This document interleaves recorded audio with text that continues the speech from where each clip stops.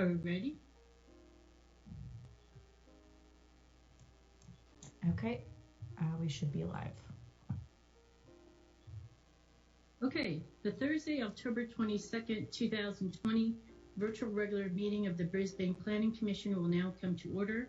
This virtual meeting is compliant with the Governor's Executive Order N-29-20, allowing for deviation of teleconference rules required by the Brown Act. Consistent with the order, this format provides a safe environment for staff, commissioners, and the public while allowing for open participation. This meeting is being broadcast on Comcast Channel 27 and the city's YouTube channel at youtube.com/BrisbaneCA. The agenda materials may be viewed online at brisbaneca.org. Any written comments submitted in advance of the meeting have already been provided to the Commission. For those who would like to make a comment, a call-in telephone number was provided on the agenda, which can be viewed online. The phone number will also be provided during the meeting. Participants in the Zoom meeting may make their comments through Zoom. Staff, please call the roll. Commissioner Gomez. Here. Commissioner Gooding. Here. Commissioner Mackin. Here. Commissioner Patel. Here. Commissioner Saison. Here. May I have a motion to adopt the agenda, please? So moved. I make a motion. And a second? Second. Staff, can we have a voice vote? Commissioner Gomez. Aye. Commissioner Gooding. Aye. Commissioner Mackin. Aye. Commissioner Patel. Aye. Commissioner Saison. Aye. Motion passes. Consent calendar. If there's anyone who would like to remove an item from the consent calendar, please call or text within the next 30 seconds. And while we wait, are there any commissioners who would like to remove any item? I see no one. And can I also add any of the Zoom meeting participants from the public could also indicate in the chat if they would like to remove an item. Okay, thank you.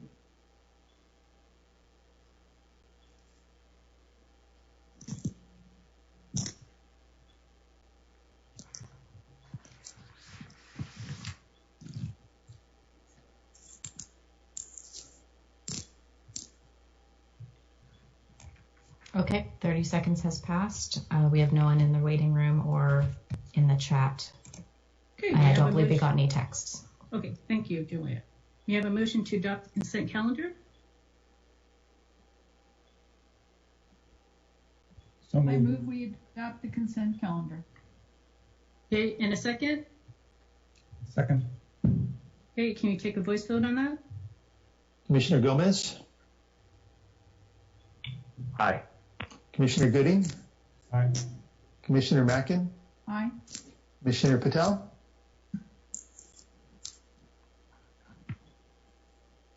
Commissioner Patel. Aye.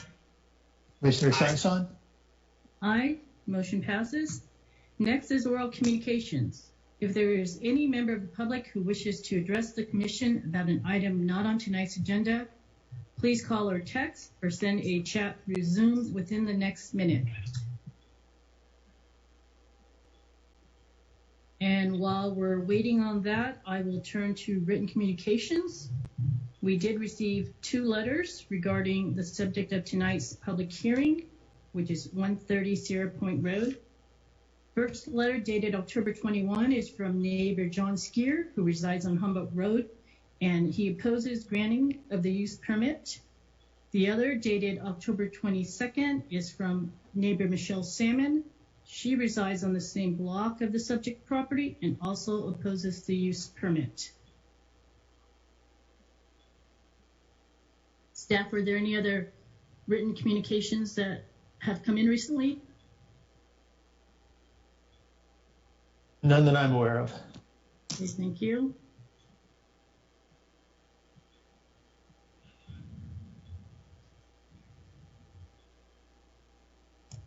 Okay, a minute has passed and we have no one in the waiting room and no one in the chat wishing to make oral communications. Okay, thank you. Okay, so then we will now turn to the public hearing.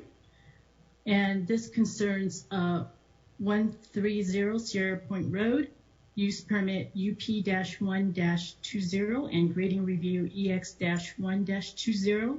It's in an R1 residential district. The item was continued from our previous meeting of September 10, 2020. The applicant is seeking a use permit to allow for non-conforming interior dimensions of an existing two-car garage and grading review from approximately 150 cubic yards of soil cut and export to accommodate a new 3,101 square foot single-family dwelling on a 5,000 square foot lot with a 33% slope. Wilson Yu is the applicant and owner. Staff, may we have the report? Thank you, Chair. As introduced, this agenda item is for a parking use permit and grading review to allow a new home on Sierra Point Road.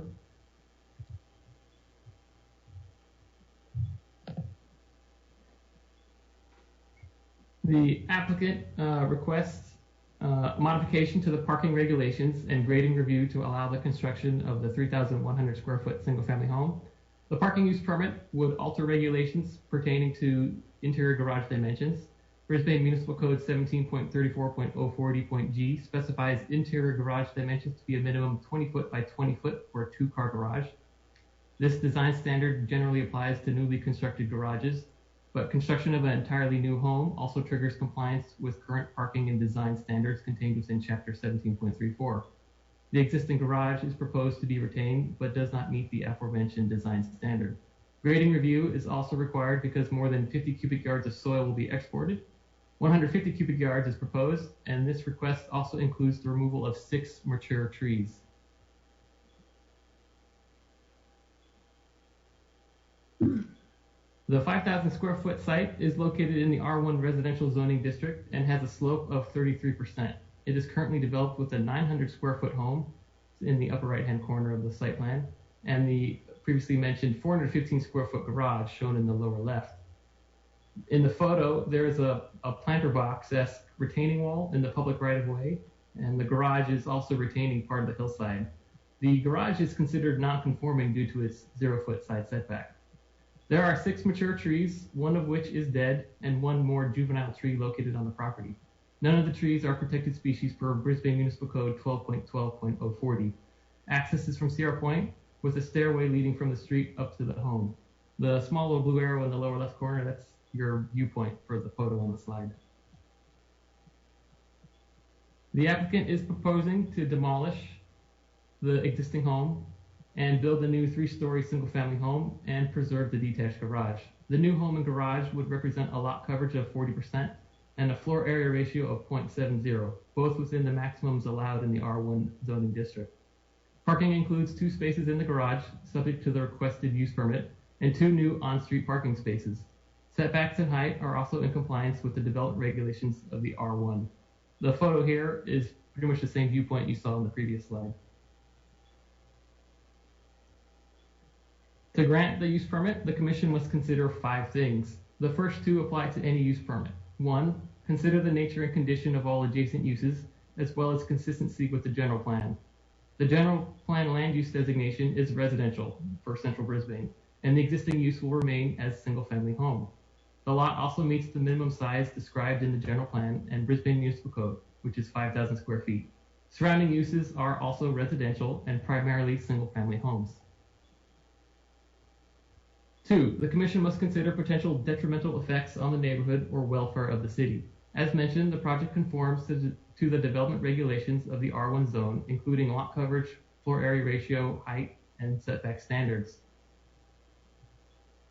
The neighboring structures at 126 and 140 Sierra Point are similarly 3-story homes and are also set back from the property line. About 9 feet for 126 Sierra Point, the green home, and almost 6 feet for 140 Sierra Point. The dimensions are coming from the survey attached to the staff report.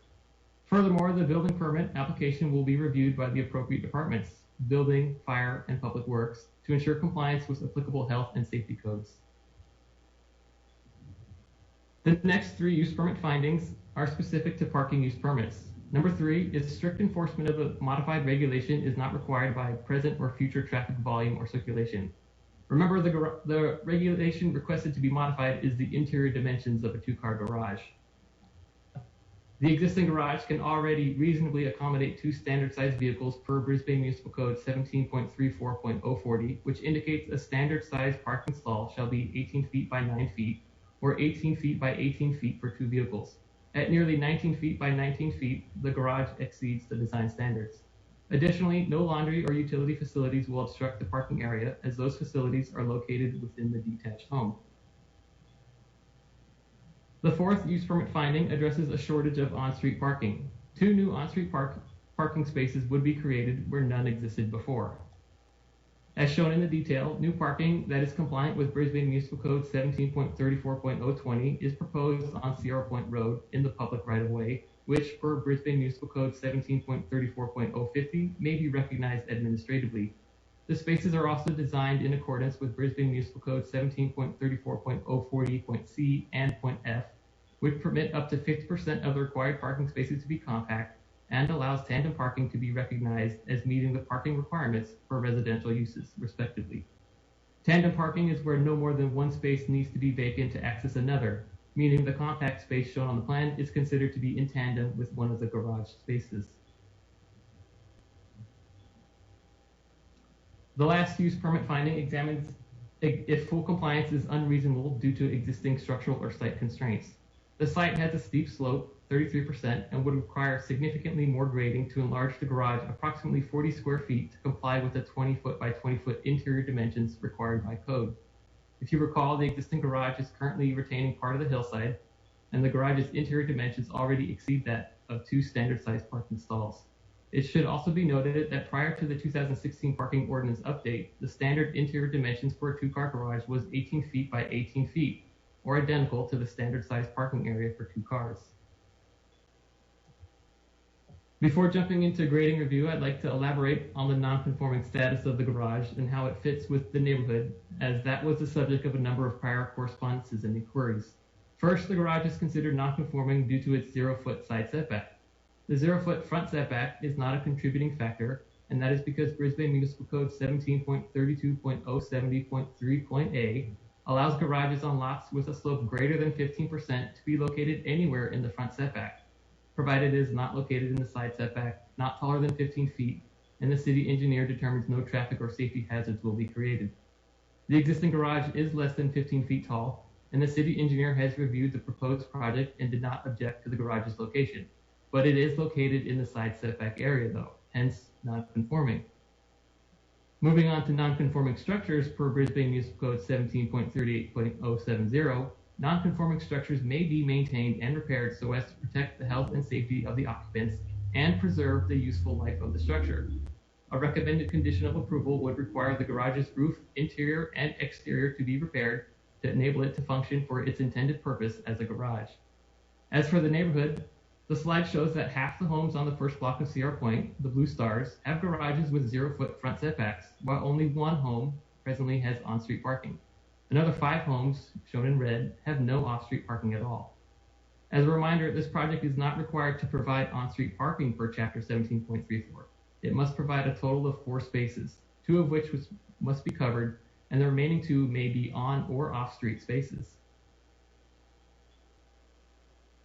Moving on to grading, the quantities listed in the table with 150 cubic yards to be exported trigger grading review by the Commission. It is the minimum required to accommodate the terraced home and on-street parking. Most of it will occur within the footprint of the structure. The removal of 6 mature trees fall under the grading review and will be discussed later on. The blue stars on the drawing indicate the mature trees. A 7th juvenile tree that does not require a permit will also be removed. Also highlighted in the yellow box is the removal of the retaining wall planter box in the public right-of-way shown earlier. The 2003 guidelines for grading review focuses on 4 topics. First, has grading been minimized and designed to fit with the natural topography? The home is terraced to fit with the natural topography, and the bulk of the grading is located within the footprint of the proposed home as mentioned previously. Second, are large exposed retaining walls avoided? The only visible retaining wall is located along the front property line and is 4 feet 6 inches high. Brisbane Municipal Code 17.32.050 allows up to 6 feet within any setback area. A condition of approval would require any retaining wall that should exceed 6 feet in height in any setback area include vegetative screening or wall treatments. The third topic does not apply as the project is not within the San Bruno Mountain Habitat Conservation Plan. And lastly, does grading conserve groups of 3 or more mature trees? As stated a few times, 6 mature trees would be removed, including 1 dead pine, 2 walnut trees, 2 podocarpus, and 1 redwood. A juvenile cedar is also to be removed. None of these are protected species. The landscape plan, which will be shown momentarily, proposes 6 replacement trees, but could accommodate a 7th. A condition of approval would require replacement trees that are low water, non-invasive, native preferred, and match the size of the existing trees at maturity, all subject to director approval. Tree removal regulations per Brisbane Municipal Code 12.12.05 require that the removal of 3 or more mature trees shall be based on at least one of the following criteria. On the landscape plan to the right, the red X's indicate the mature trees to be removed, and the purple X is a juvenile tree. 3 of the 5 criterion actually apply to this project, and the first is that the tree is dead. The highlighted tree is the dead pine, which is clearly visible from the 2 photos. 2. The remaining mature trees would be located within close proximity of the proposed home as indicated on the plan. 3 are clearly within the proposed footprint, while the remaining 2 are very close to the home. And I'd like to point out that the home is set back more than 5 feet at the particular spot for those trees on the right. Criteria number 3 and criteria number 4 are not relevant, but number 5 is, which is that the trees unreasonably interfere with the economic or other enjoyment of the property in that they are generally located in the middle of the lot, perhaps with the exception of the dead pine. The existing home is quite small and located in the upper right-hand corner of the lot. This allowed the other trees to grow in the middle or buildable area per development regulations. The green area is where a home could be constructed and meet the setback requirements of the R1 zoning district. All the mature trees are located within this green area. Standard conditions of approval for Brisbane Municipal Code 12.12.050 include a replacement on a 1-to-1 basis, and the species and location shall be approved by the director. A recommended condition of approval would require 7 replacement trees. This includes a replacement for the juvenile tree, even though it is not required under the Brisbane Municipal Code. And as you can see by the green stars on the landscape plan, this could be accommodated. As mentioned earlier, all replacement trees shall be low water, non-invasive, native preferred, and match the size of the existing trees at maturity, subject to the director's approval. Staff will conclude their presentation with a recommendation of approval of UP-1-20 and EX-1-20 by adoption of the attached resolution. Questions? Thank you, Jeremiah. Do any of the commissioners have a question for staff? Just a point of clarification, Madam Chairwoman? Yes, Commissioner Gomez? All right. Yes, Jeremiah, with regards to the tree replacement, I was just a little, I'll just say I was just a little confused on, are we enacting for 7 replacement trees, or are we to deliberate and make a recommendation if we approve this to make that recommendation for the 7th tree? I was a little fuzzy on the mechanics there, and it wasn't clear in my readings. The attached resolution to the staff report, the findings and condition of approval, one of the conditions of approval would require 7 replacement trees, even though only 6 are required by code.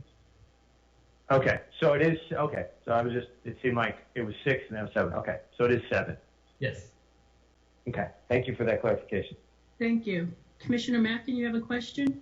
Yes, Jeremiah, if you would, the 2 tandem parking spaces where there's now a curb cut for that, could you elaborate a little bit? I don't recall ever seeing a parking space that overlaps a driveway. Is that legitimately considered a parking space? Would you like me to bring up the... Please, if you could. Okay.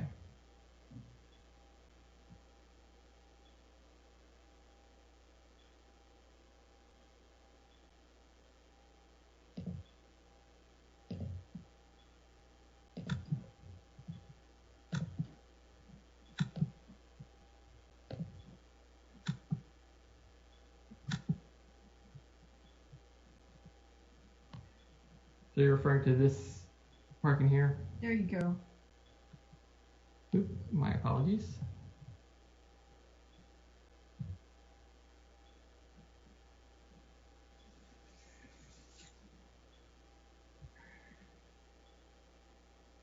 There you go. So this parking space here, the 8x20, is not in tandem. The compact space, 8x16, that's the parking space that is considered to be in tandem because it is the space that would need to be vacant in order to access the parking space inside the garage. So the code doesn't say it has to be in a straight line, which is kind of the most common, I guess, conception of tandem parking in a straight line. It just says one space needs to be vacant to access another. So only this compact space would need to be vacant to access the space inside. Okay, I think Through the chair. I'm sorry. I think Just through the chair, I was going to ask a clarification question. So, Commissioner Mackin, are you asking why a public parking space could block a private driveway? Yes. So, Associate Planner Robbins, do you want to address that, or would you like? So it's parking on a public right of way, but it's not necessarily public parking. So the home needs to provide 4 parking spaces. It doesn't have to provide public parking or on-street parking. So if you could say, as an alternative, if there was this space in the driveway, these 2 spaces were in the driveway, it's only for the use of the home because you cannot block someone else's driveway, but it still counts towards the parking requirement for this home. Okay, so if I may ask, I mean, normally, if you didn't have this curb cut, let's say the way it is right now, you have a contiguous curb that runs along there, where I would assume many people on the street normally would park. Well, you wouldn't be able to. It's not the current condition. And you would not be able to block the homeowner's driveway. You'd still be subject to citation. Right, of course not. But in the area where you've got the 8x20 foot parking space, under current conditions, that would be a spot, am I not correct, where people would park? Well, I wouldn't necessarily call it a legal parking space because you'd be parking on the sidewalk and obstructing the sidewalk. So that's why we have the curb cut. Yes, so this curb cut is widening the public right-of-way to accommodate a parking stall that's clear of the through traffic. So these 2 spaces are not public parking spaces. They're not public parking spaces. They are on the public right-of-way, and certainly the public may use the 8x20 space if it's available. Sorry, through the chair, if I could just add on to that. So any parking in the right-of-way, cannot necessarily be reserved for private use. We know that. So the 8x20 parking space could be utilized by anyone in the public. In terms of parking, any parking in the right-of-way that blocks a private driveway, no matter where you are, that's, the public doesn't have the right to block a private driveway, right? We're not allowing public parking to do that. Could the owner of the home block their own driveway? Yes, that is permissible. They're not going to call police and ask for their own car to be towed from their driveway because they have the ability to move it so that they can remove their own cars from their own garage. So it is the 8x20 space that is not blocking the private driveway would absolutely be public parking. It's in the right of way. The private property owner can't reserve it for their own use, just like any other public parking space. Does that help at all? Yes, thank you. Okay, thank you. Does anyone else have a question for staff? Okay. I have a question. Oh, okay. Oh, go ahead. Patel? No, you can go. Go first. Oh, Sorry. okay. I just wanted to have staff clarify something. So the owner plans to make repairs to the detached garage at the same time construction is being done on the new home, correct? That is the condition of approval that was added from the first attempt of this item to make repairs because it was not listed on the scope of work, but this is what the applicant is in support of as well, to make repairs to ensure it functions properly as a garage. Okay. Just wanted to clarify that. And just one more question. So in the staff report on the top of page 14, it states that full compliance with the parking requirements is not reasonably feasible due to the 33% slope and the required slope cut. So I just wanted to clarify, so who made that determination? Was it the city engineer, or did staff make that conclusion? That was a staff conclusion, and it's really only related to the modification that's being requested. It's not, it's just simply the interior dimensions, trying to make that meet the 20-foot standard in the code. And on what basis did you make that conclusion? With what would be required in order to make the garage slightly bigger to accommodate a 20 by 20 area, considering the engineering and the grading that would be required to do that.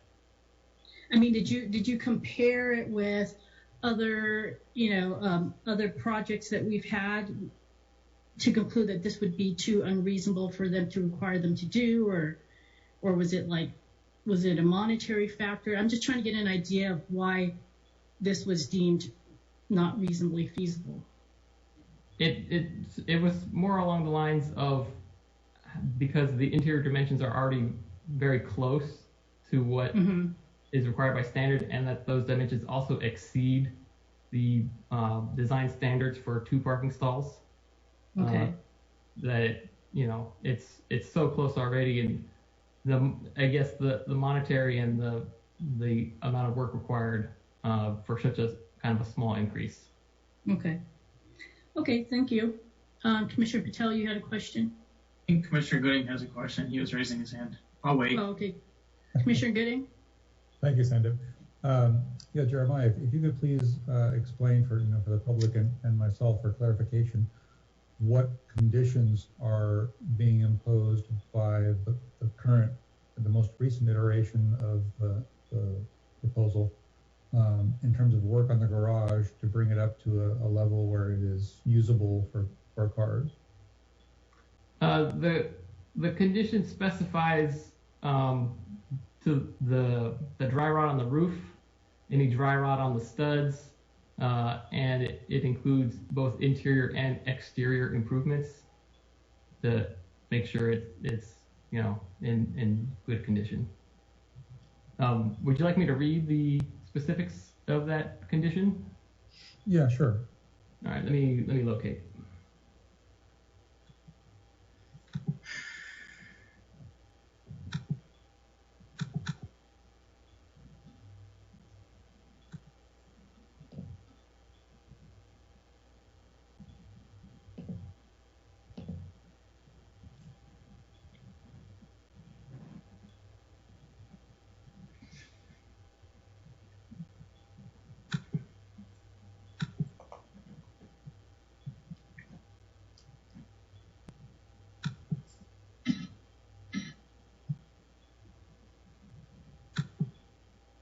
So the exact wording of the condition is repair of the existing garage shall be added to the scope of work, and this is prior to issuance of a building permit.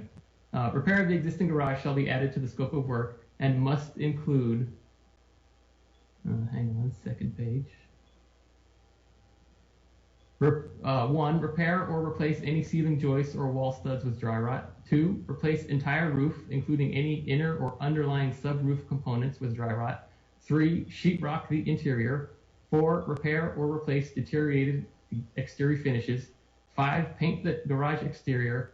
And 6, install new garage openers. And in general, for a garage to be able to be approved as part of a permit application, my understanding is, or do I understand that certain uses or kinds of appliances and things are not allowed to be used or employed in the garage? That's correct. The usable area of the garage or the parking area needs to be free and clear to accommodate vehicles. So it can't have things like washing machines or... Right. That's I believe in part why the parking ordinance was amended in 2016 to go from 18 by 18 to 20 by 20, because often there are washing machines or furnaces or other utility facilities that take up space. In this case, all the utility and washer or dryer are in the main home, and there are no side doors that would obstruct the interior space of this garage. So if we approve this application and if the garage were approved by its current dimensions, it would have to be free and clear of any obstructions so that the garage could be used as a garage. Correct. Through the chair, that's covered in condition G on page 1.4. I have one other question, which is kind of legal technical, which is, can you explain to us as a commission what our power is, or our right or ability is to approve this garage in light of the fact that it is, slightly smaller than the current ordinance requires newly built garages to be? I'm sorry, I'm not sure I'm tracking on the question that's in there. That is the request in the use permit. That's the actual request of the use permit. So it is within your purview. Yeah. Well, that's my question. To accept a modification to the interior dimensions. That's my question, is for clarification to the public and to any commissioners who may not be certain or confident about, is what is our discretion or our ability to approve this application with a garage that, if it were built today, would be too small? Right. It is a discretionary permit, so it is up to you. Right. So you are being asked to modify the interior dimensions of the two-car garage to accept a modified interior dimension. That is the ask. So and you have the right to accept a modified dimension. If the garage were being built completely from scratch anew, they could propose a new garage that's only 1811 by 1811 and ask you to accept that. Through a use permit, yeah. Through a use permit. Any standard in Chapter 17.34, any design standard, may be modified through a use permit, subject to commission approval. That includes the number of spaces, it includes their configuration, it includes the actual design components like the dimensions as we discussed. Thank you. Commissioner Patel, did you still have your question? I do. So, Jeremiah, in many respects, this is a new construction. Is that right? The home is entirely new construction. So if it's a new construction home,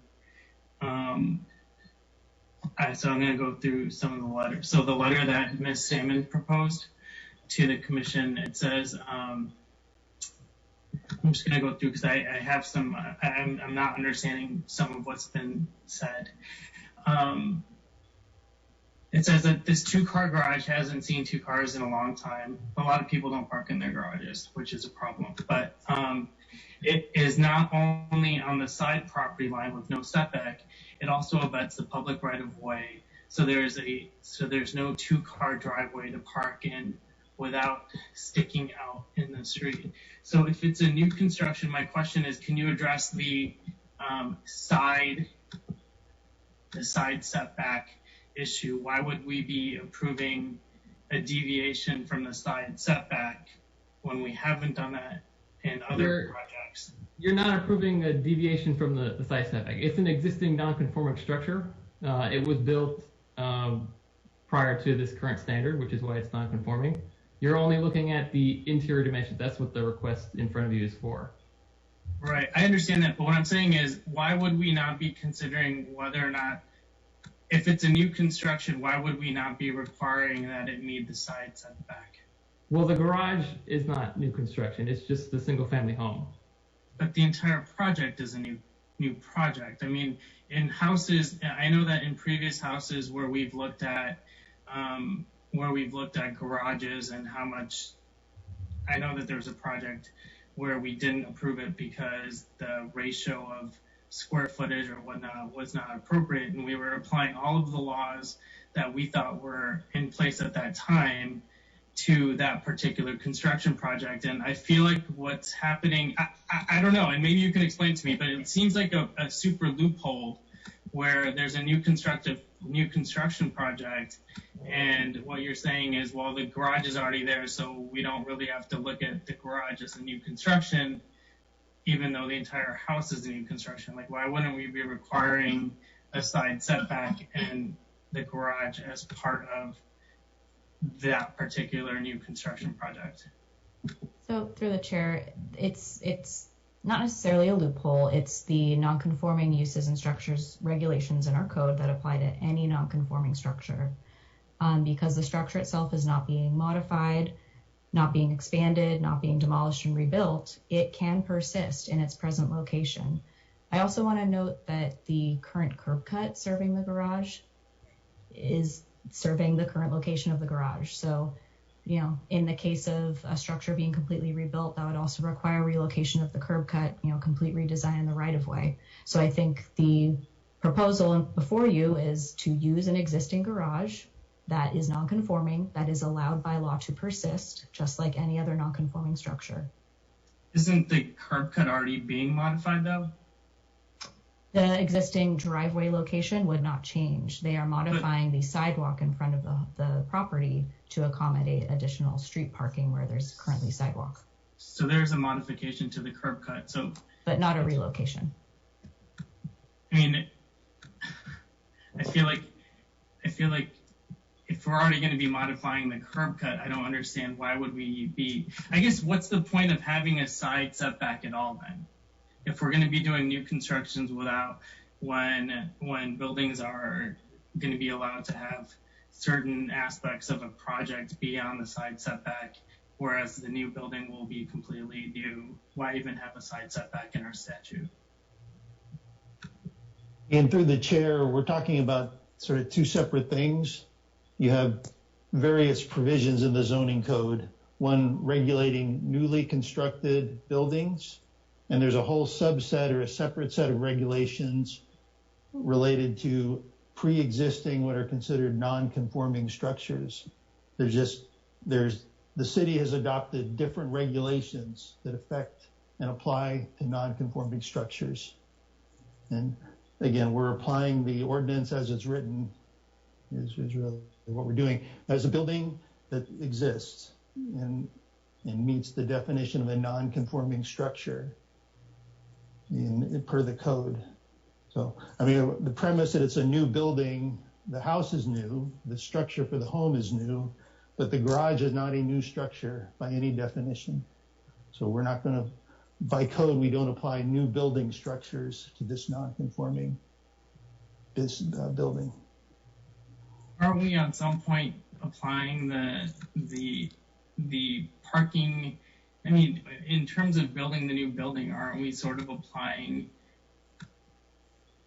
We're building a new building, there's parking requirements, but we're saying that this old structure that's already there sort of complies with, or is already there, so we should make an exception, but we're going to apply that to the new building that's being built in terms of its parking requirements. And in order to accommodate it, we should also increase the cutout in front of the house so that it can accommodate 2 more cars, which in all reality are probably going to be used by the homeowners. So, I mean, I understand what you're saying, like you're using it separately, but isn't it all just one construction project?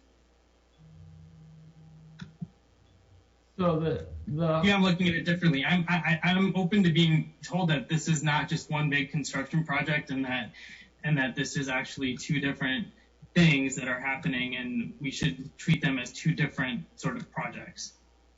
Yes, there are 2 different things happening. So again, I understand that what you're saying, that the construction project is a project as a whole. But again, when we are applying zoning standards, development regulations to buildings, new structures must comply with current code. Old structures do not have to. That is the legal framework and the regulatory reality that applies to this project, even if, as you're saying, we are calculating the parking requirement based on the new square footage of the new home. I'm not sure how much more we might get if there's, I'm not sure how much more staff can clarify in that regard, but it depends. If you want to keep the conversation going, we're happy to try to provide more detail.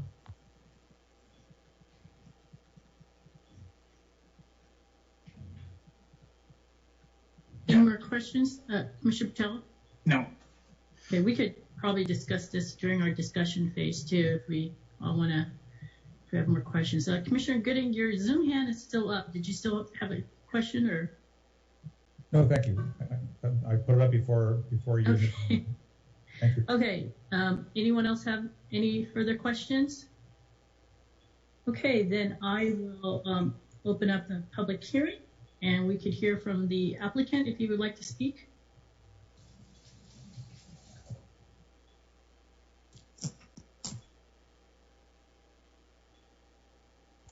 So, Hi. Mr. Yu, I've unmuted you. Hi. Yeah. Please address the commission. Actually, I purchased this from the previous owner. So on the first beginning, when we applied for the building permit, we've been told that keep the garage. That's why on the drawing we keep it as is. So I would like to repair it, like bring it up like a new from outside and inside. You know, it's we just repair the dry rot and we make the outside all the molding new and the new coats of the stucco. It will be look like a nail, actually. You repair it, make it nicer. Yes. That's all what I can say. So we actually been told to keep the garage by the planning department. So actually on the first beginning. Okay, does anyone have a question for Mr. Yu? Okay. I have a question. Mr. Patel? Why were you told to keep the garage by the planning department? You know what? I actually really don't know. Okay, I purchased this like 1 year ago with they told me with the approved plan, but it's actually not. So we missed one like the what we call grading permit actually. So all I get this information is from the architect. So she's the one to help the previous owner to go through all this application before. So when we pop out this issue about the garage, I asked her as well. So she told me, oh, when they did on the first time do the application, they was being told to keep the garage. So that's all I know. So yeah, I have no problem to make it nicer or repair or whatever. But I mean,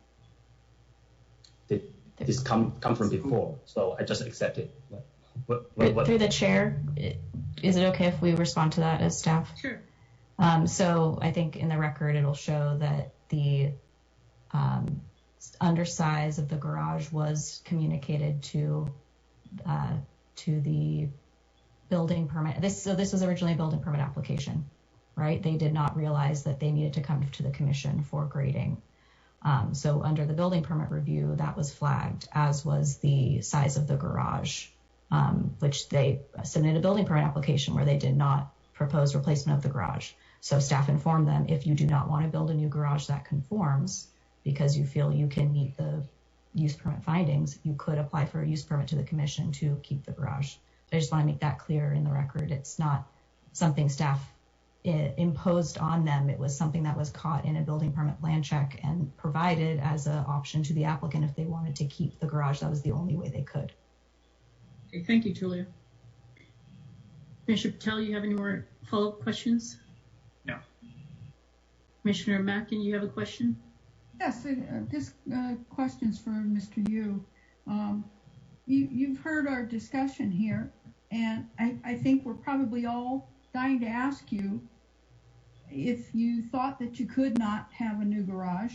If now you're told you can have a new garage, why would you not want to construct a new garage, which would be larger, which is desirable? That's what everyone wants. The parking on the street is very, very difficult there. And the existing garage, even if you make the repairs that are outlined in the report, you're still stuck with a very old garage. Why would you not want to make something when you have a new house that's going to match and last? Okay, The thing is, this is the hearing for the grading permit, right? If we make the garage bigger and you need to dig out more dirt, and I believe the retaining wall going to be very high on the back. I don't know. I really don't know. But I had to ask the engineer, but that's what I'm thinking. So if you really make the garage bigger, so you need to dig into the back. You can see the slope is like a 33 degrees. So that means you have more soil had to be removed and move out. I don't know what exactly you want, but I mean, of course we can do the new one on the same location. But if you really dig in more to get 2 more parking, I don't know is it possible or not from the engineering side, because that already touched the front part of the house. And I believe the retaining wall going to be very high and very dangerous. So I'm not a professional one. I'm just like, that's what I'm thinking. When I talk to the engineer, they say, oh, if you really dig into it that way, you have to build a new retaining wall, it's very high, and you have the more dirt to have it touch, and it's not safe. I mean, not totally not safe, but I mean, I don't know, it's going to be impact the environment more. I don't know if that will be, you tell me, right? I'm kind of open, so I'll keep the garage in purpose. I just like that. I took over from the previous owner. That's what it is. I keep it, I keep going. So just like that way. Okay, so it sounds like you're not opposed to a new garage. You're just not sure what would be required or whether it's feasible. Is that correct? Right. Yes. Okay, thank you. Yeah, I wanted to follow up with Mr. Yu. So I thought I heard you say, Mr. Yu, that you actually discussed this with your engineer and they thought that it would actually might be unsafe, or the retaining wall would have to be larger if you did a whole new garage construction. Was that what you said? No. That's not the point. So okay. When we heard about that, so I already discussed with the engineer and the architect. So I asked them, so okay, if we want to provide more parking space, what we should do? So they told me, oh, you need to do this, you need to dig in more, and it's like cost a lot first. And for the grading permit, we try to reduce the touch more cubic yard of the soil, and you really digging more right now to address the parking, the extra parking. So, but I mean, I don't know how it works. I mean, I can repair the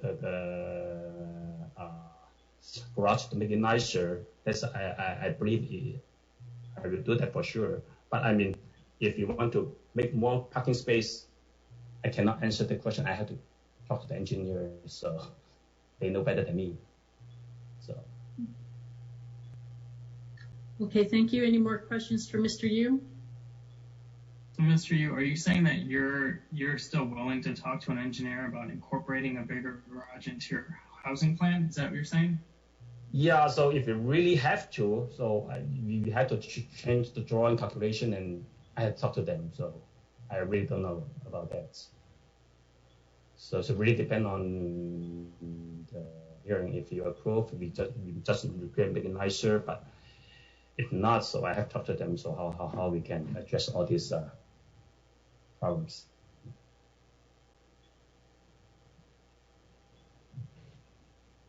Okay, any more questions for Mr. Yu? Okay, thank you, Mr. Yu. Yeah. Okay, we'll hear from the public. Do we have anyone waiting to speak? Yes, through the chair, Michelle Salmon would like to address you. So Michelle, I'm going to go ahead and unmute you.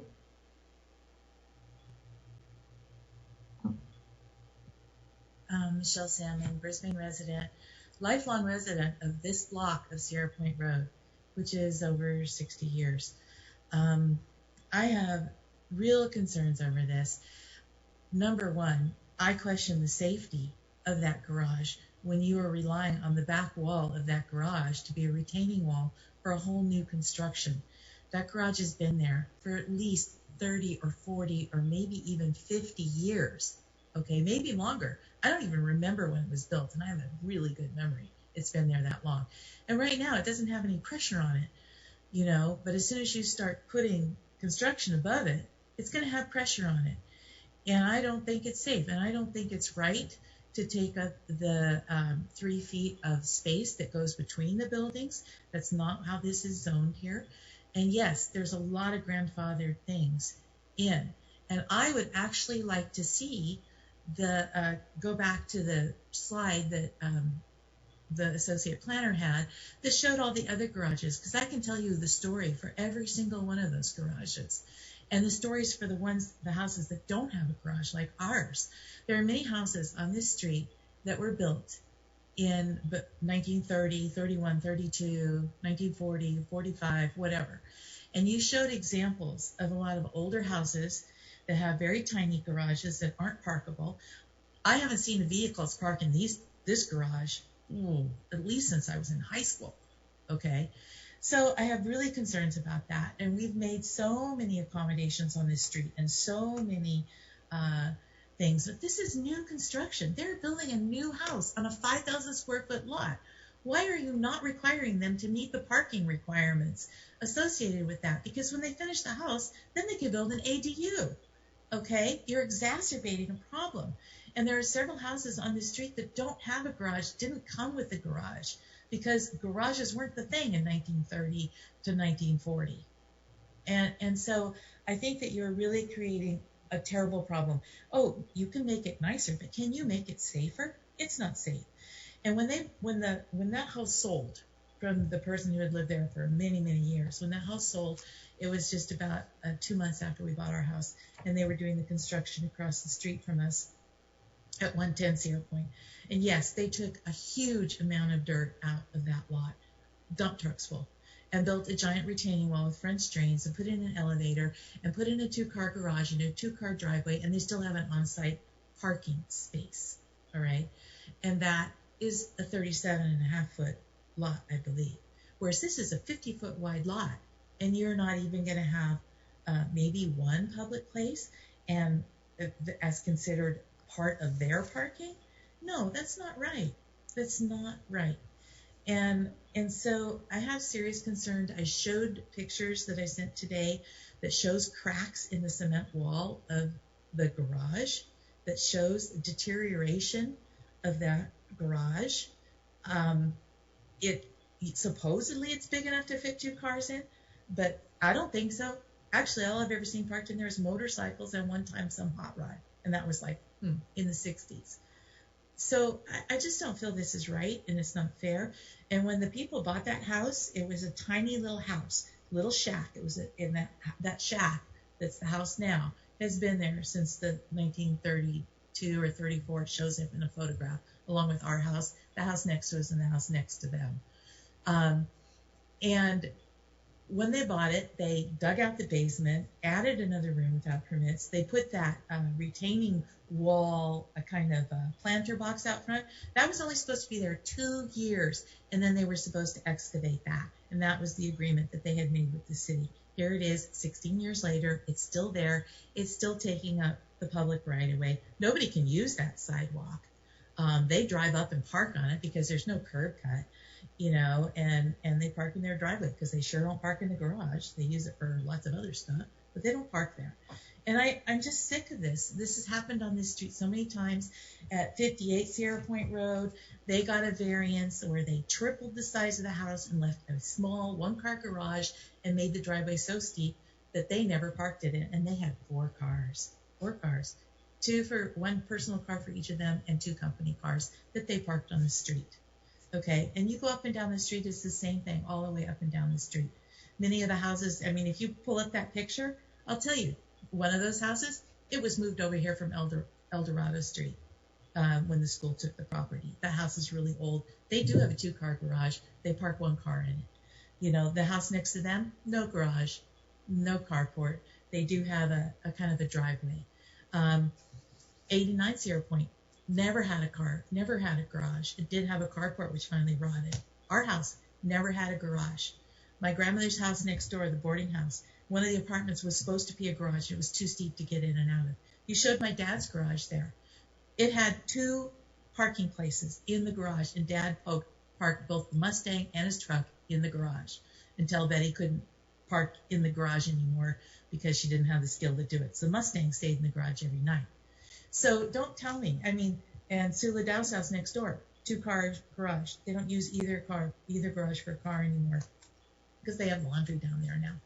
And what kind of enforcement is there? Who's going to police the fact that they're not going to put other things in the garage and they're actually going to use it for parking? No. Even the house across the street from us, the big one that they built, thank God they have a 2-car driveway because they sure don't use the garage for the cars. So it's an ongoing problem that you're just perpetuating and perpetuating. And now with all the ADUs that are coming, it's only going to get worse. It's only going to get worse. And is it really fair to the people next door and the people on the other side to not make them have a 3-foot setback and have a deep enough driveway to be able to park it? It's not right. And I really disagree with this. And yeah, you probably are going to have to take out more dirt, which is too bad. But you're building a house that's over 3,000 square feet. That's huge. That's a huge house. Okay? You need to make adequate parking. You need to make a new, legal, safe garage. And if you're going to use your garage as a retaining wall, it needs to meet current standards with French drains and all the other proper things to make sure that it's safe. I live in this neighborhood, and I'll probably live in this neighborhood. I know I'll live in this street for the rest of my life, God willing. But you know what? You're exacerbating the problem. The house across the street, 50-foot lot. They have a tiny, tiny, tiny little 1-car garage that was built in 1936, and they don't park in it.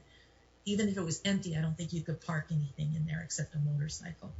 So let's get real, people. I mean, I'm sorry. You're enabling more parking problems and more traffic problems. And with all the construction that's been going on this street, sometimes even the delivery trucks can't get through. Everybody thinks this block of Sierra Point Road is being a big, wide boulevard that they can speed down, but that's not the case. You know, Lindsay's house across the street, she doesn't have a garage. The house was built in 1934, okay? So I think you get the gist of what I'm saying, and I think you really need to look at this again because this is not right. This is new construction. This new structures, quoted Julia, new structures must comply with our current codes. Well, our current codes say you need adequate parking when you are building a new building. I'm sorry, the construction that there is not adequate, and I don't even think it's safe, and it's certainly not safe to function as a retaining wall for the type of construction that they're planning on. I can just see the whole thing coming down the hill in the first landslide. This is wrong. This is just wrong. Rant over. Thank you. Thank you, Michelle. Julie, we have anyone else waiting to speak?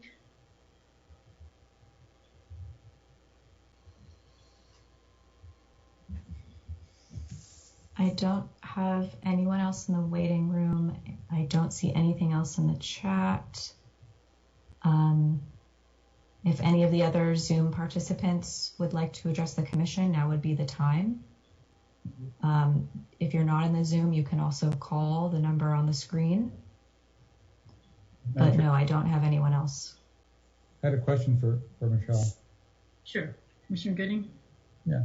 Michelle, so I hear very loudly your serious concerns about this, but let's assume for the moment that the commission denied this particular use permit and left the applicant with a requirement to build a new garage that was compliant with the current size dimensions. What guarantee do we have, or what confidence do you have that this owner or the next owner would actually use the garage any more than the previous owners did? I don't have any guarantee that they would use the newly constructed garage any more than they would use this one, except that in the construction process, they would build a garage with a 2-car driveway that didn't stick out into the street, and the retaining wall at the back of the garage would be strong enough, safe enough, and engineered properly to support what they're going to build above it. That is really my concern as well. Are you saying that we have the right to make the applicant build a garage plus a driveway plus the existing sidewalk? I believe that's what the code is. Is that not the case? Don't you have to have your driveway set back from the city property line? Through the chair? Yes, Jeremiah. As I said in the report, there is an exception in the municipal code that allows a 0-foot front setback for garages. It's an exception. It's an exception. It can be approved administratively with as long as it's less than 15 feet tall. It's not in the side setback, and the city engineer says it will not create any traffic or safety hazards. But correct. So yeah, the code would allow any 50-foot wide lot. It only applies actually to lots that have at least 37.5 feet of frontage. So any lot with 37.5 feet or more in frontage we could administratively, meaning not with commission approval, count spaces in the right-of-way, legal parking spaces in the right-of-way, as meeting a portion of their parking requirement. That's really not. That's why we're having so many problems with parking in Brisbane. That's the 2016 code update. Yeah, well, I don't agree with that. And in this case, they have an opportunity to actually make a usable garage with a usable driveway and still have street parking on a 50-foot lot with a new 3,100 square foot house. Does this house have a 37.5 foot? Sorry. Pardon? I have a question just for staff. Yes. Sorry, I have a question for staff. Does this house have a 37.5 foot, whatever you just said? It's a 50-foot wide lot. Okay, so administratively, you could put the parking lot on the lot line? The garage could have a 0-foot setback. Oh. That's an exception.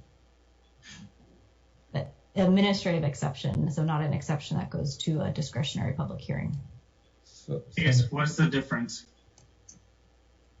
The difference, well, it's procedurally very different because an exception, like a fence height exception, for example, is a discretionary permit, meaning it is decided on by you, the Planning Commission, and you may use your discretion to find whether or not the facts of the case support the findings for approval. Mm-hmm. The provision in the parking code that allows an administrative determination by staff that there are conditions that are being met in the field and that the city engineer confirms that the location of the garage would not present any safety issue to circulation. Mm-hmm. There is no discretionary decision made by the Planning Commission there. It is a staff level determination. So you want it both ways. That's the way the code is written. I just have a question about that though. So in one instance, basically community gets input as to whether or not an action goes forward, and the other one, a community doesn't, because it's all done behind doors and done administratively. Is that right? Yes. Correct. An administrative staff determination is not subject to Planning Commission review, and we do not notice people for building permits, as you know. So it is a decision made by staff in the building permit process. I would suggest, as always, if there are perceived issues or implementation problems with a code, codes can be changed by the City Council, of course. So if that's something of interest to the community or the commission, that's something that you could advance. But the code is written as it's written right now. We cannot change it without that. But they are able to deny it, correct? Commissioner Gooding, then Commissioner Mackin. I'll go to you after Commissioner Gooding. I have a question that perhaps to both Ms. Salmon and staff, whoever has an answer. Michelle, you raised an issue about whether or not the wall of the garage is sufficient retaining wall. Do either you or staff have any information as to whether or not the wall of the existing garage provides sufficient retaining force for the new structure? Okay, it hasn't been examined that I know of, And does it even have rebar in it? A lot of stuff wasn't built with rebar during You're that the time. one that's saying that it doesn't. Do you have any evidence that? No, I don't have any evidence. I was a child when it was built. But you can see the cracks in it, and now you're asking it to support that whole hillside when you're building a new building? Normally... Through the chair, if I could, Yes, through the chair. John. Part of the building permit process is to make sure that whatever building, the new building, is secure. And if there's surcharge onto this retaining wall, the engineering would have to verify that the wall could withstand the surcharge. That's part of the building permit review, engineering review. Okay, thank you, John. I have a quick question just to piggyback on that question. Does the staff know whether this was a legally permitted building when it was built? There's not a building permit on file for this structure. We have site plans on file that date back to 1995. The county assessor has the home being built circa 1934, 1935. It's not uncommon for structures to have been built without a record of a building permit in that area because it was part of the county prior to the city being incorporated. I did look at aerial photographs. The photographs are somewhat of low resolution, but it appears it might be predating 1968 when this garage was constructed. So it's right about the time the city was incorporated. So because it is a garage that was constructed on a hillside with a curb cut, it's likely there was some level of city review at the time. We just don't have a record of it. Or county review. So yeah, unfortunately, that's not uncommon for a lot of our structures that were built prior to incorporation. We did not inherit a robust permit history. Because many things were built without them. Having said that, though, is there some regulation as to what qualifies as a pre-existing building? I mean, can anyone just build a building on their property and then say, hey, this building's been here, so I want to deviate from the permit requirement on a new construction? That would not happen today. But it is happening today because we don't have any sort of legal document that says that this was a legally permitted building, and we're calling it a pre-existing building on a new construction site. So the non-conforming uses and structures chapter, typically when we apply it, we're looking for a preponderance of evidence, basically, that would suggest it was built illegally. This happens often, especially again in town where we have a lot of structures built before the current zoning code, built before our incorporation. The assumption is not always from the get-go, this must be illegal. We are looking at a lot of evidence. We're looking at the fact there's in this case, a curb cut.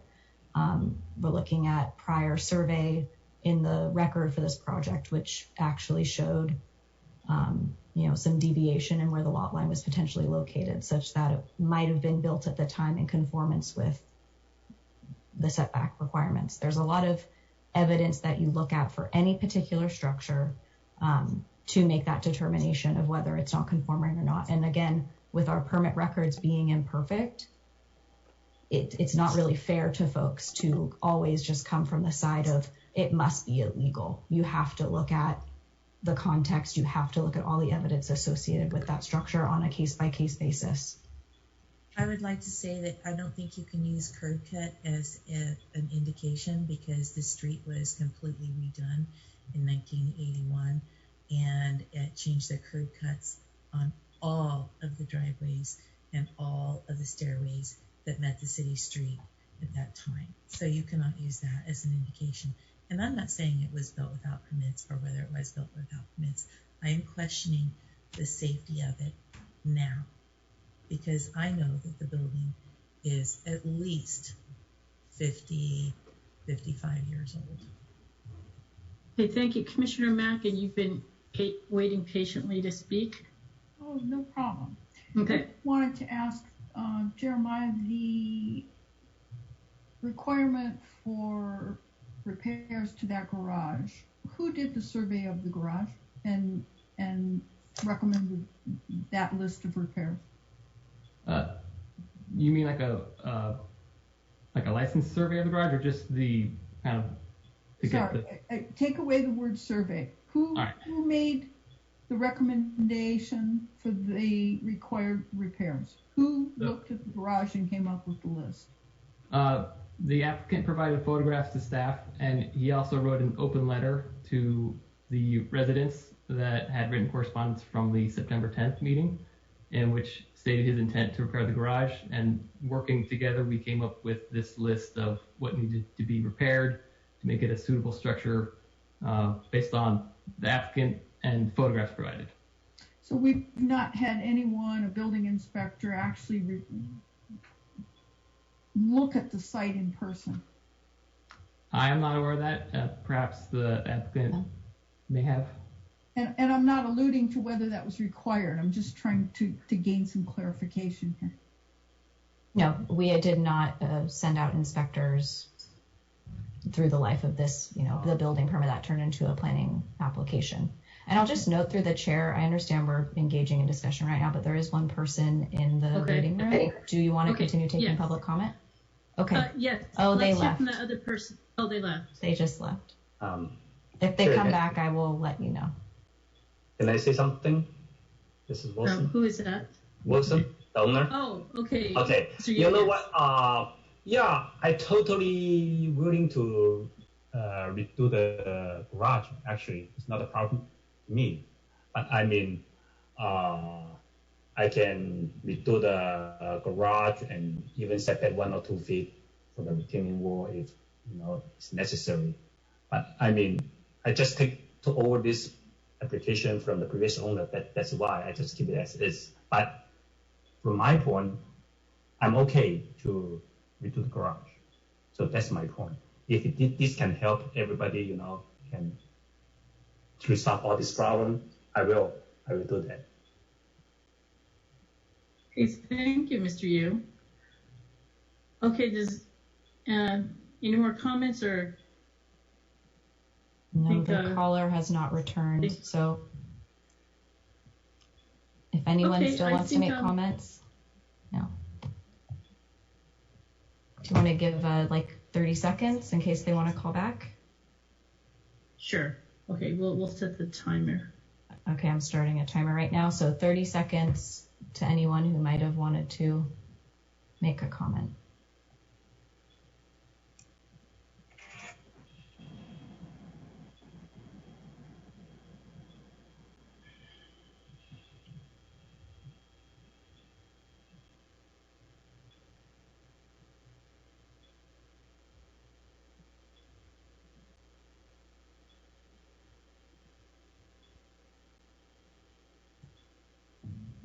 Okay, so that is no more folks have indicated they want to speak.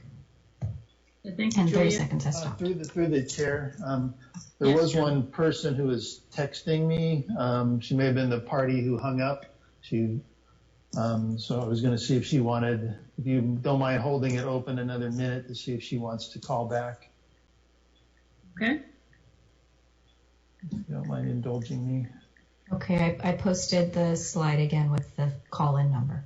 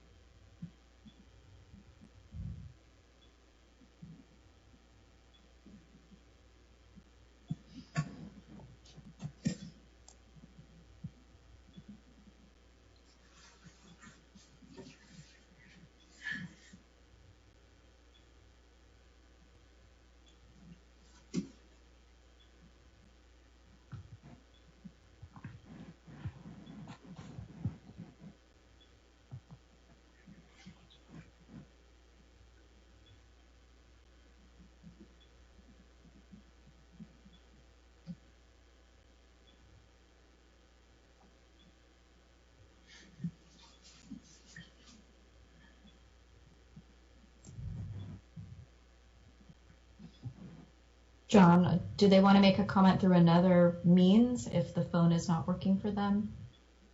Because I'm still not seeing anyone in the waiting room. I would think the commission could probably just move on. Yeah. She wasn't committing to calling back or not, so I just wanted to make sure she had the opportunity. Okay. Yeah, I'm not seeing anyone in the waiting room. So. Okay, thank you. Hi, this is Wilson. Can I speak one more thing? Okay, then, oh, sure, Mr. Yu. Yeah, so actually, this is my family house. I'm willing to do something good for the neighbors. Yeah, so, I mean, as long as it won't hold the project too long, because this application already 3 years from the beginning to apply for it. So, I mean, I can rebuild the garage. That's not a problem. But I mean, if it's set back and got extra parking space on for the front, I think it's really a big project to me. So that's all what I can say. I can do something good for the neighbor. I'm willing to rebuild the garage. No problem. Yes, that's all my word. Thank you. Okay, thank you, Mr. Yu. Okay, can I have a motion to close the public hearing? So moved. In a second? Oh, okay, Michelle, you wanted to make one comment? Mr. Yu, I really appreciate the fact that you're willing to rebuild the garage. I think you'll have a much safer, healthier, happy house. You'll be really happy in the long run that you did. And I know as a neighbor, I appreciate that because I won't be worrying all the time about your house sliding down the hill into your garage.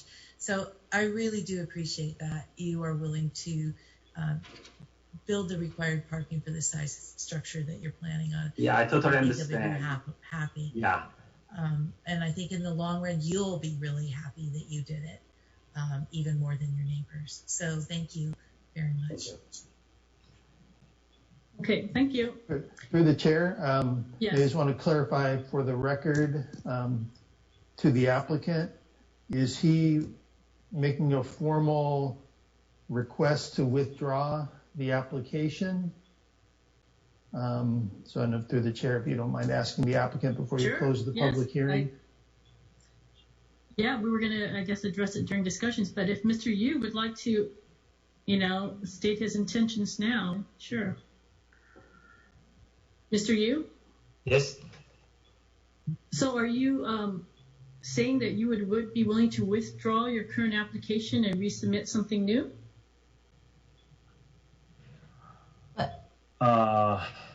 Just the use permit application through the chair, right? The grading application with some modifications. Yes. Okay. So I have a question. What does that entail? What does that mean he has to do?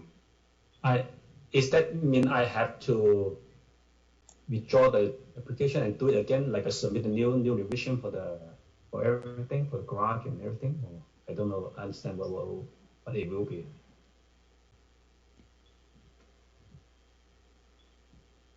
Director Swicky, is there a way the commission could encompass or allow modification of the grading as currently proposed as something that you would review prior to building permit that would not make Mr. Yu have to come back again with revised grading plans? Is that a potential possibility, or would the entire application have to be withdrawn and resubmitted for grading? I guess my worry about the comment on the grading is nobody can tell the commission at the moment what the additional grading work would be. So I don't know that the commission would be comfortable essentially granting an unknown amount of earthwork for a project that is going to be, I don't know how substantial or minor the redesign is going to be, but that is not what's before them this evening. I would suggest that if the applicant wants to withdraw the use permit for the parking, and then the grading plan if it's revised substantially, then it would have to, or be revised, and then that revised grading plan would be rescheduled for commission review. Is there any way we could continue this matter for them to just evaluate that and see if it's even feasible without having them to withdraw it and resubmit a whole new plan? There's two things. One is, and I understand, Julia, could you check if there's somebody in the waiting room? I believe yes, I let her into the waiting room, but now she's gone again. She just said she Sorry. She says she's in the meeting, but I no longer. She was. I let her in, and now she is gone. So that was like I just got this text from her about a minute ago. Right. Yes, that all just happened. I let her in, and I was going to announce that there was a person. So if she would like to call again while the public hearing is still open, I will put the number back up on the screen. Sorry. My apologies for interrupting then. To Commissioner Patel's question, and Jeremiah, you can correct me if I'm wrong, but there are certain limitations in state law in terms of timing, and I believe that the timing under state law with this use permit is not eligible for further continuance. So it'd have to be either withdrawn or an action taken on the use permit. Oh, but there could be a 90-day extension if the applicant agrees to it. I believe the applicant could make an extension, one-time extension. One time, yeah. Oh, beyond what we've already, the one there that has been no received. extension granted as of yet, right? This was within the 60 days, Jeremiah? Yes, this is within the 60 days, so the applicant could request the one-time extension. Which would be a 90-day extension. So that would take us into January. We're only meeting once in December, remember? Can we add it on to the December with any potential information? And there may not be any, but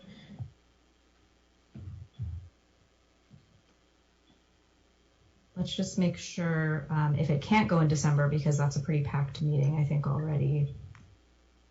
While you're looking at that, Commissioner Mack, and you had something you wanted to say? Yeah, no, I had a question for staff. So is there no way to approve? This is showing that it's a use permit and a grading permit review. Correct, there are two requests. Correct. So the grading permit review is for the house, correct? Yes. Yes. So is there no way that we can approve a grading permit for the house and allow the applicant to come back on the garage as a separate matter? They are not separate operations. Okay. Unfortunately. Well, but if someone had a house already and they wanted to build a garage, they'd be coming just to deal with the garage, a new garage. So I'm a little unclear why they can't come back and just say we want to build a new garage. Because they go hand in hand. They're required to have compliance with parking at the time of construction. Exactly. Okay. And I would just note the 90-day extension, 90 days from the 60-day limit, it would put us, I think, we would have until the second meeting in January. Is that right, Jeremiah? I believe the 27th is the end of the 60-day. Oh, so actually that might. Anyway, the point being, if it was continued and the applicant agreed to a 90-day extension, it could be heard January 14th, potentially the 28th, but we would have to confirm that based on the expiration of the 60-day. So continuing might be an option if the applicant thinks that they can do the necessary plan revisions and speak with their engineer to revise the grading plan and design a new garage, should they want to do that. They could potentially do it within the 90-day extension period. It depends on how quickly his team can get together, really. Mr. Yu? Are you still there? Yes. So do you think within this time frame you could contact your people and see if that's workable? Yes, of course. Okay. So if I have to redo it, yeah, I will contact my engineer and the architect. So figure out what's the cost and everything. So are we doing discussion real quick, or? Well, we have You're still in the public hearing. Yeah. Okay.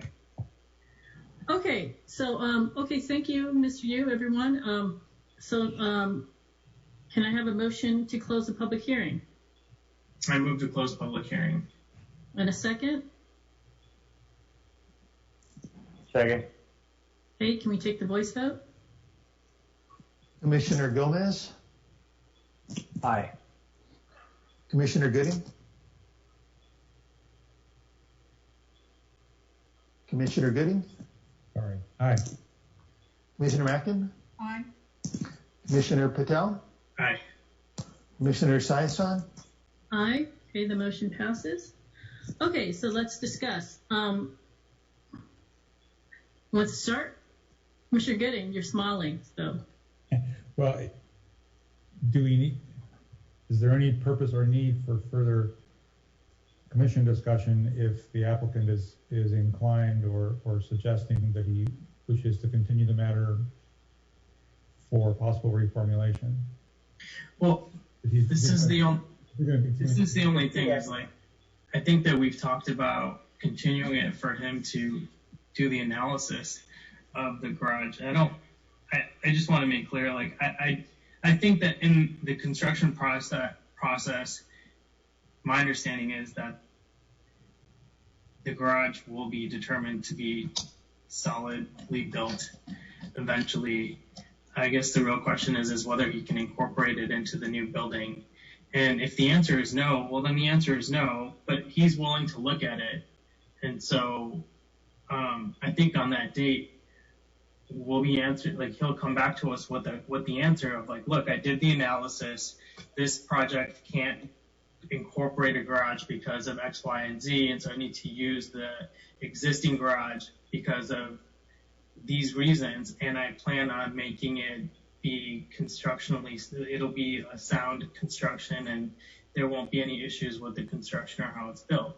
But he can come back and tell us those two options, and then we can decide. I don't think he needs to come back and say this is the only plan. He can come back and say, like, this isn't feasible, incorporating a garage, and I think we can look into it. No. I see someone nodding no, so I don't know. Well, I was suggesting that we may have nothing to discuss right now after I finish my sentence. If the applicant is agreeable or willing to work with the continuance to reformulate, to decide whether or not to reformulate. Yeah, and he said he was willing. So, I think all that's left is for us to, entertain a motion to continue this matter, and we can pick it back up. Okay. I think you have to have the verbal confirmation from Mr. Yu that he agrees to a 90-day extension. Okay. And then continue it. And we could ask Mr. Yu if he can commit to a certain hearing date, or you could continue it off calendar, in which case we would renotice it. But anyway, so we have to get that confirmation from him for the 90-day extension first. Okay, is he still there? Can we ask him now? Yes. Mr. Yu? Just my point is, any way can make this permit go faster to get approval. I do whatever you want me to do. That's all my point. Because this hold like a long time. For this grading permit, I already hold this for like more than 1 year for this get approval. So, and the previous owner already used 2 years to do the application. So I don't know. Anything can help the permit issue faster, I will go. That's my point. Okay, thank you. Yeah. So, Steph, did you want to set a date with him now? I mean, he's already said he'll do whatever. So I'm assuming, whatever date you pick, he's open to it. So. Associate Planner Robbins, I would maybe suggest we do it off calendar, just so that we can be more flexible. I would hate to commit the applicant to something that doesn't work, and that would mean we would renotice it. Yes. I agree with that. Okay. So, so will we just make the motion to continue then, this matter, Julia or Jeremiah? Continue off calendar. Yeah. Okay. Does anyone have any more comments before that motion is made? Commissioner Mackin, you have a question, comment? I just have a comment. I would applaud Mr. Yu for accommodating and listening to the neighbors. I would point out, I don't know where I looked this up when we first got this report, that the house was built around 1929. Somewhere I found that. And the garage is probably pretty close, somewhere in the 30s. And you have plans for a really beautiful house, and I think in the long run you will make your neighbors happy, and your long-term residence there in that property will be enhanced, not to mention the value of the house, by a new garage. So I think it's kind of a win situation for everyone. It's a good investment. Yeah. So, okay. Can I just ask one thing? So if, let's say, I promise I will do it, but in the meanwhile we approve for the main property, so can keep going, and then you cannot do that now. Oh, okay. I guess she's Julia is shaking her. Sorry, I always forget I'm on camera. Yeah, because we wait too long. Yeah. So anyway, so yeah. Understood. Whenever we should, I will go. Yeah. Okay. That's it. So I think just for staff, I think that because we only have one meeting in December, I know that there's a lot of matters on there, but if the work can get done by December, I don't know about the other commissioners, but I'd be willing to handle a heavier calendar of events if that's what it takes.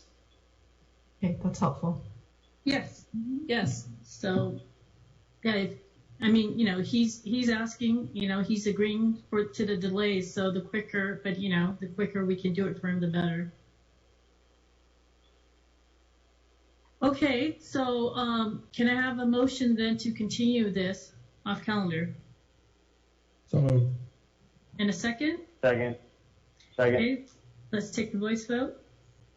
Commissioner Gomez? Aye. Commissioner Gooding? Aye. Commissioner Mackin? Aye. Commissioner Patel? Aye. Commissioner Saison? Aye. 5 ayes, the motion passes. Okay, next is items initiated by staff. Do we have anything, staff?